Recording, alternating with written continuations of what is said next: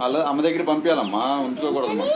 ఆ తల్లి దగ్గర అయితే పెరుగుతాయి, అవి ఏడుస్తాయి. తల్లి దగ్గర లేకపోతే ఏడుస్తాయి కదా పిల్లలు. ఏం చెప్తావురా?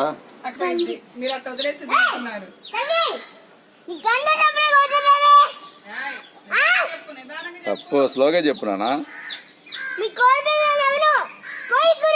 ఇవ్వాలమ్మా, తల్లి ఏడుస్తుద్దమ్మా. సరే లోపల పెట్టుకో, లోపల పెట్టుకో.